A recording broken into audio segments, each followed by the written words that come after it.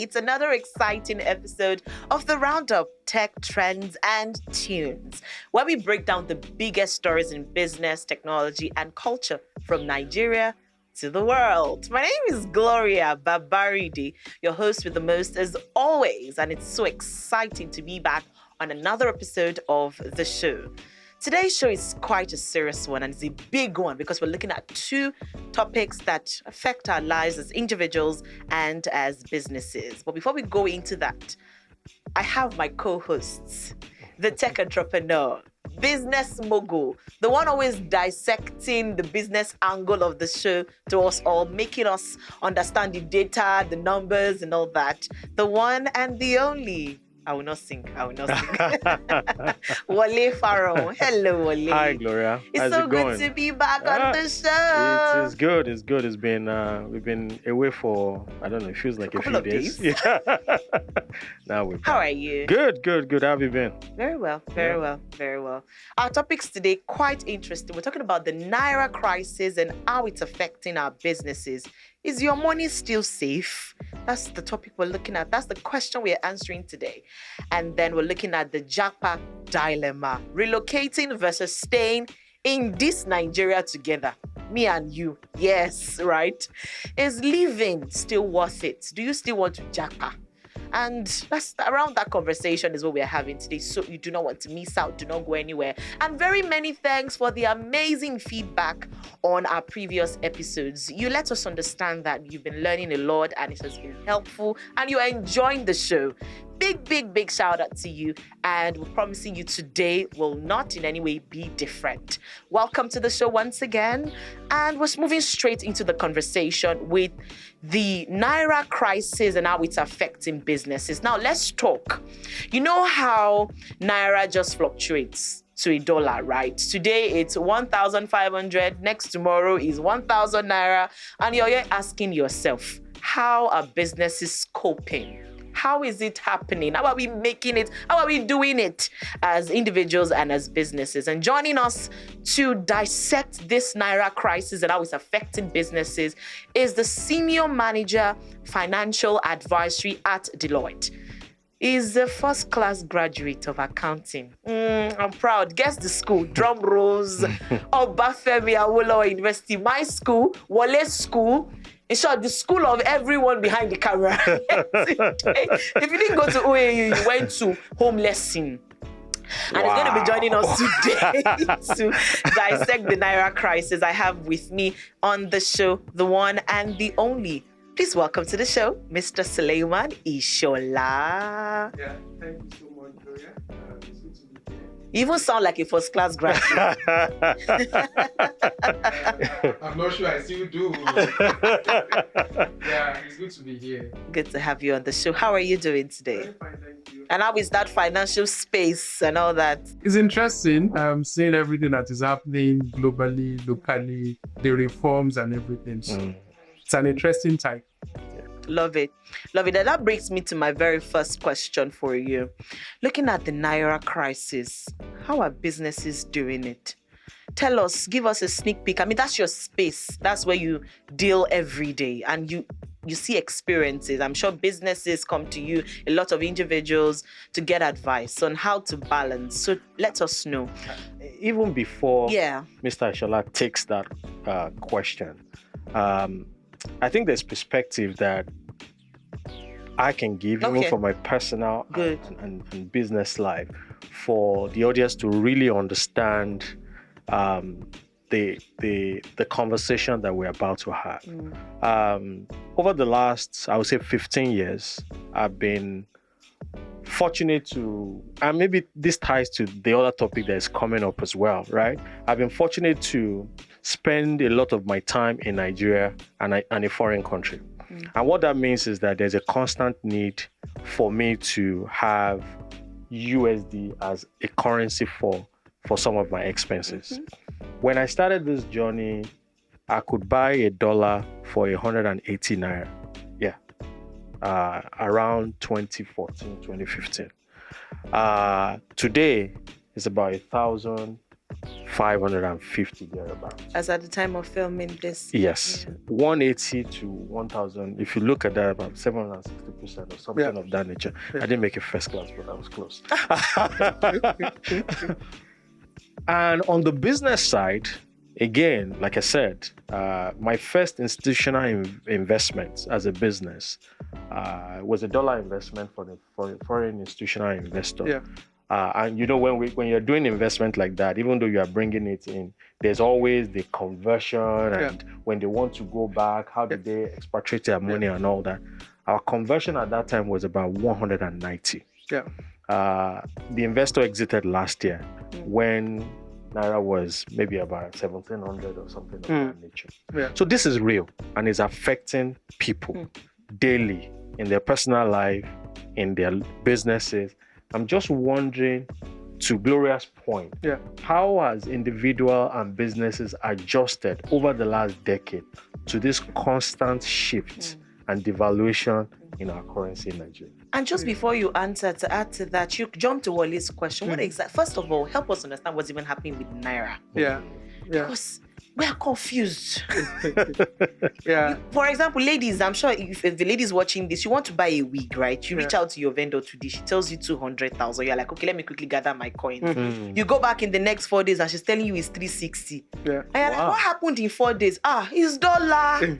That's what they say. Wow. Yeah, I mean, thank you very much, Gloria, and thank you, Wale. If I start from your last question, Gloria, if you look at our currency, of course, we don't print dollars in Nigeria. Yeah. The way we get dollars is by selling our produce to the global community. So, and for us, I mean, in Nigeria, despite the fact that we manufacture different things, we have arable land to farm. The only thing that we rely on heavily in Nigeria to sell to the global community is oil. So there is heavy reliance on oil, right? Now, looking at what is happening to the oil prices globally, it's been on a decline. Also look at the volume that we've been able to produce over the last couple of years. I mean, there is the issues around oil pipelines, there is the Niger Delta issues. We've moved from a time when we were producing almost 2 million barrels per day, 2.5 million barrels per day, to about average of 1.5 during the last administration. So what I'm trying to say is our oil earnings has declined significantly from what it used to be, right? Now that's on the supply side, because when we sell oil to the global market, we earn FX, we earn dollars. Yes. Now, despite the supply going down, our demand for dollar is on the rise. On the rise in the sense that, look at our population is increasing, right? Everybody, even the newborn in Nigeria today, wants to consume what is manufactured abroad, right? So we're having a lot of demand for global commodities, and we're unable to, we don't have enough dollar for that. What that means is that when you look at the demand and the supply for dollar, right, it doesn't balance. And that's really what is driving the value of our currency up. Okay. It's driving the value of dollar high rather against the Naira. Yes. Yeah. So in a nutshell, it's really around the liquidity. There is little or no dollar liquidity, and then we demand our liquidity. So when people get to the market, they're unable to get the necessary foreign currency to do what they need. And then there is a lot of Naira running after the little dollars available. So that's it. Interesting. So to pick up on some of those things that you said, there are similar countries around the world that the demand for foreign commodities will be at par or growing the similar rate with our demand here. But yet, they've been able to maintain the value of their currency against the dollar over a very long period of time. So which means that there's probably something in our supply side that we're not looking after. Can you help the audience understand what the challenge is, what the government is struggling with in order to keep, because we wake up, just like Gloria said, we wake up, it is plus 10 naira. We wake up another day, it is minus 5 naira. Another day is plus 50 naira. Why there's a lot of instability and volatility in this unstable market. Why are we struggling to keep the value of the naira in the global market? Okay, thank you very much, Wale, for that question. If we look at the exchange rate system, it's either you have a fixed exchange rate system or you have a floating exchange rate system.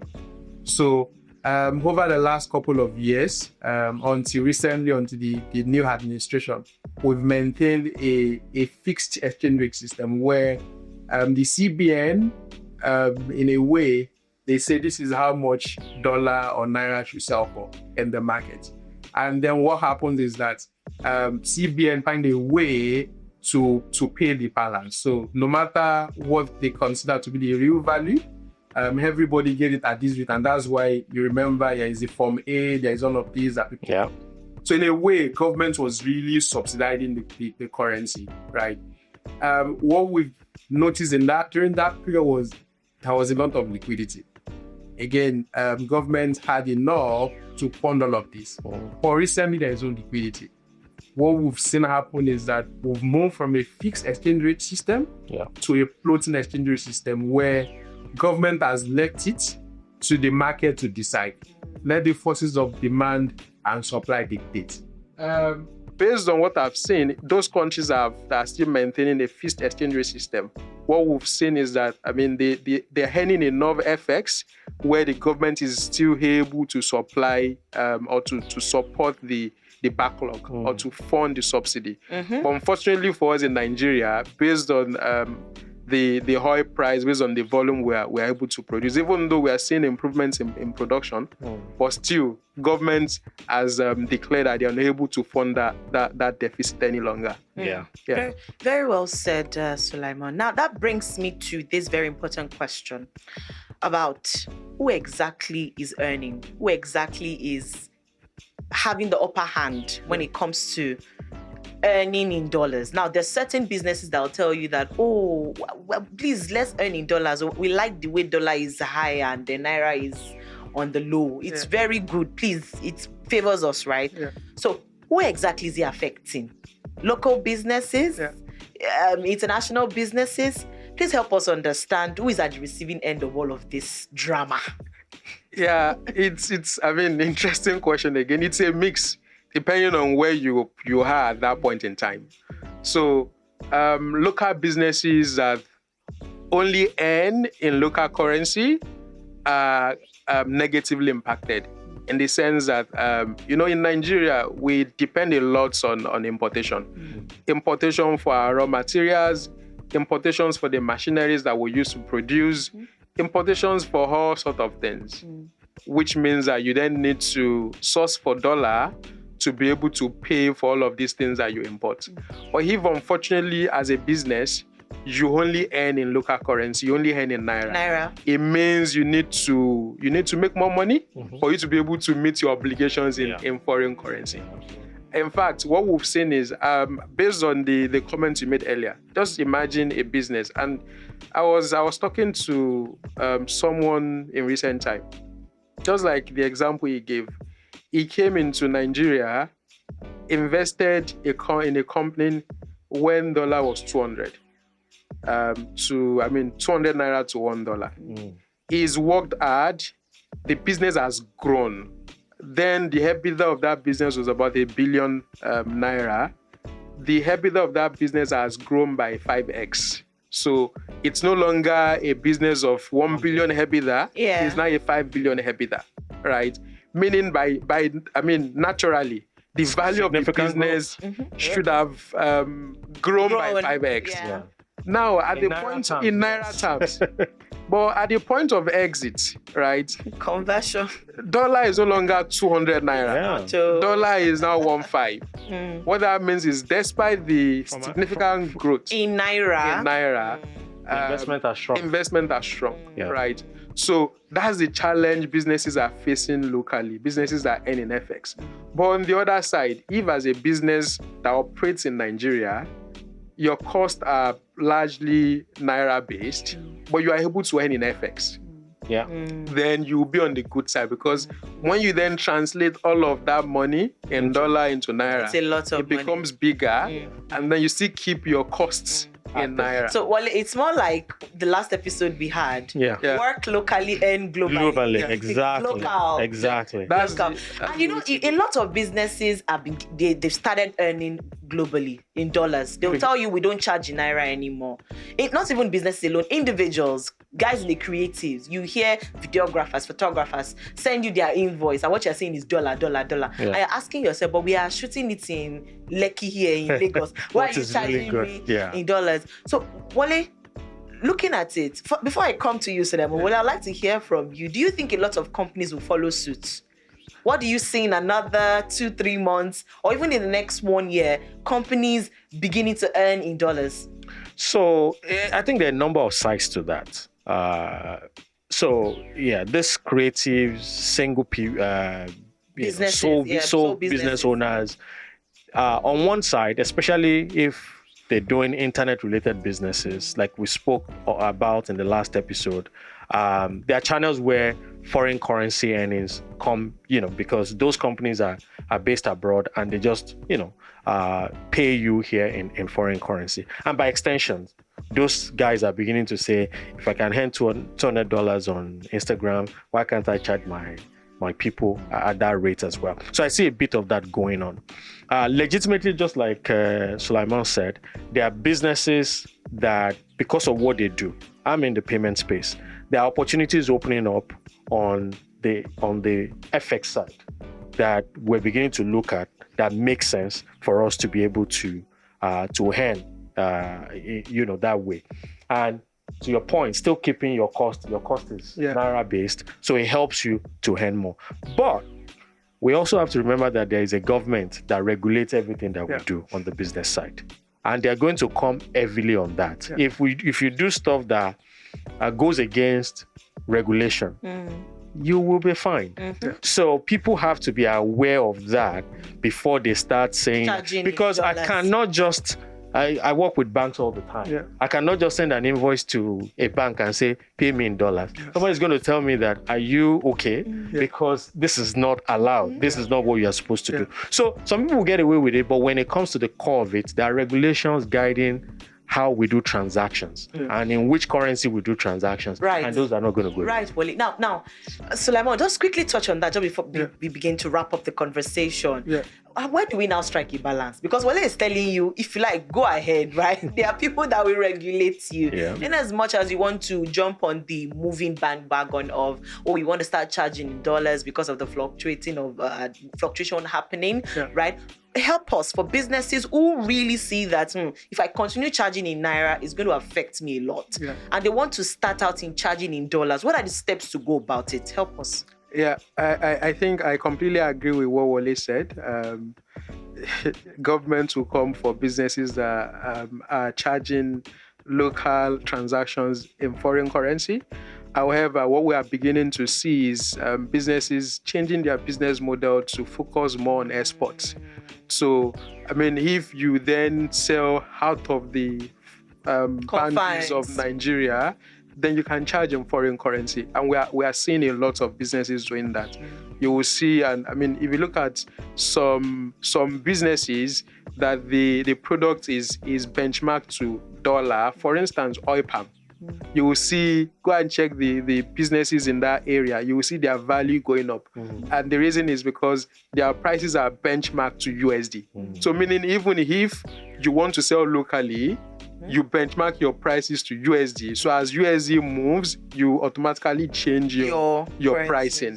So we are seeing a lot of that. And if you are now able to sell externally, then go for it. Again, why keeping your costs in Naira, so you can be able to have a higher margin? So let's pick your brain on this, because the average person looking at us always feel the impact of, we say, the Naira is losing value, because they see it in everyday life. They go to the market, the prices are up and all that. Practically, the woman selling pepper and tomatoes in the market the value chain of getting those produce to the market has nothing or very little to do with FX. Yeah. Right? We plant tomato and pepper maybe somewhere in Osun State. Yeah. We harvest it, we put it on a truck. There's a supply chain there. It gets to the market and we're buying it.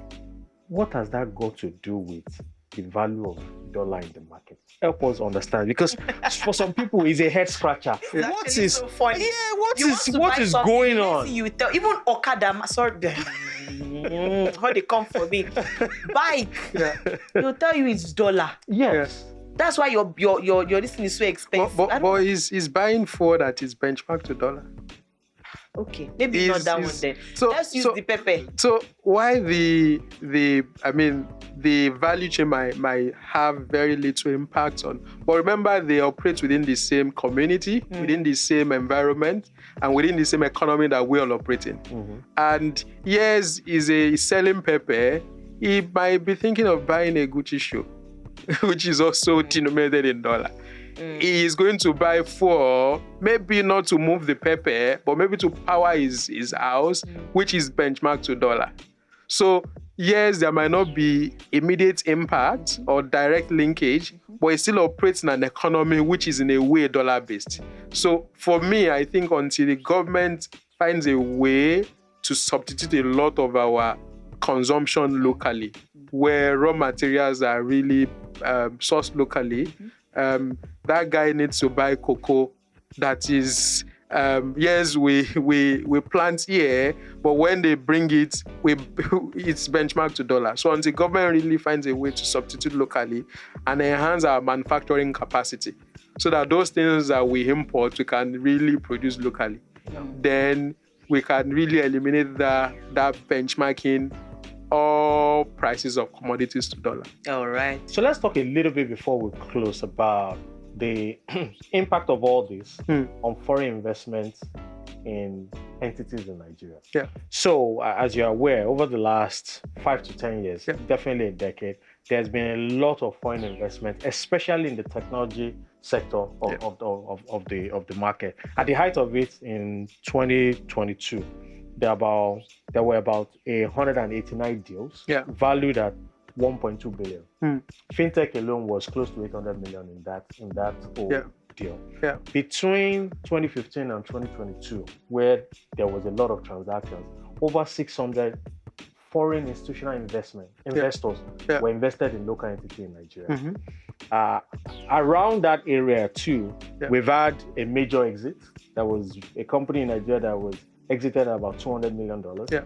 We've had investment rounds that included where companies were valued at unicorn like 1 or 2. If you look at that and all the data, it shows that we're going in the right direction. Investors are seeing value in local companies and they're coming. But over the last couple of years, I think that has slowed down a little bit as a result of this.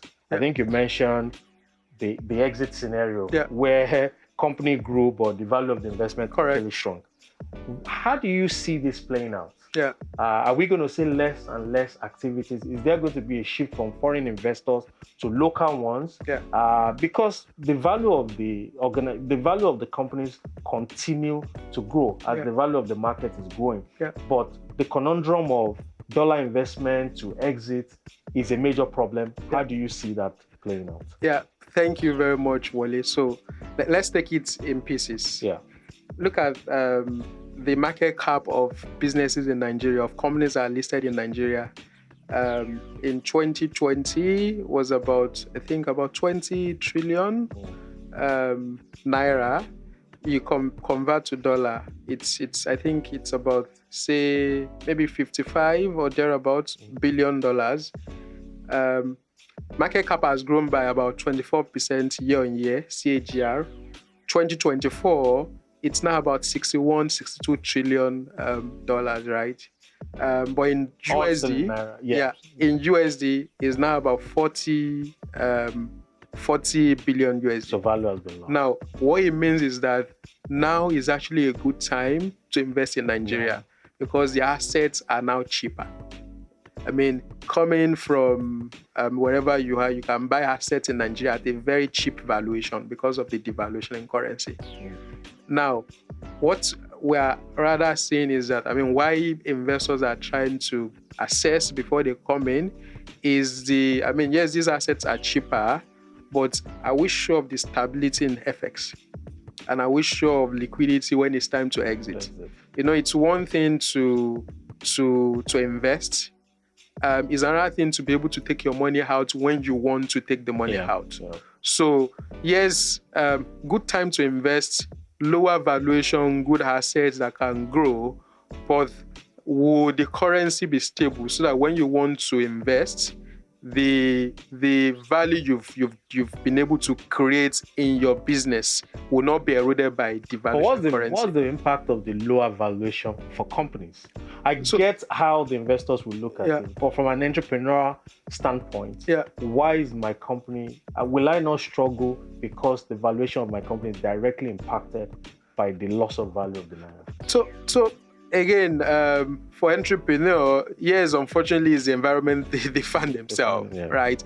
But it also makes it easier for them to raise funding because it then make Nigeria to be a little bit attractive for capital rather than, say, going to another African country where they're currently having a stable currency, where it makes it easier to access funding, and then together they can further create value in that business. Very well said. And final question, still talking about businesses.